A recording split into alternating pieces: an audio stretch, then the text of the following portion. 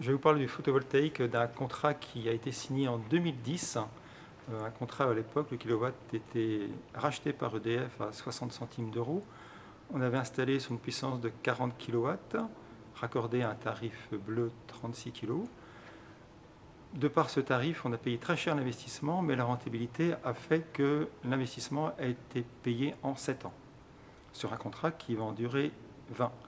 Nous sommes actuellement à la 8e année de contrat, donc je n'ai plus d'annuité, tout est payé. C'est le gros intérêt du contrat de 2010. Il n'en est pas de même maintenant. Le prix des panneaux a été divisé par 4, mais le prix du kilowatt par 3 ou 4, je pense également. Donc la rentabilité que moi j'ai obtenue en 7 ans, je pense que maintenant on ne l'obtient qu'au bout de 12-15 ans. Et encore pour des puissances non pas de 36 kg, mais plutôt des puissances entre 80 et 100 kW. Voilà, donc 80 kW pour la journée du 7 février, c'est très correct. Donc les petits pics, tout simplement, ça correspond à la sonde de radiation, hein. La production est liée complètement à la radiation lumineuse.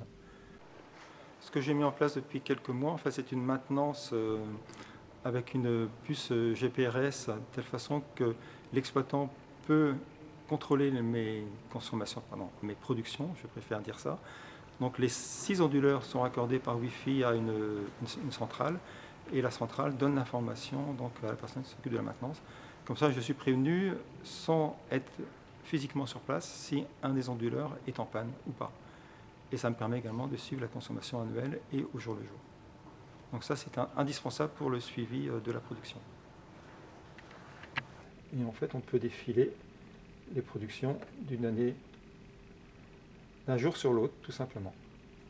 Voilà. Donc là, une journée pourrie, le 8 février, on a produit 8,7 kW, ce qui est ridicule, sachant que les bonnes journées, on atteint jusqu'à 250 kW.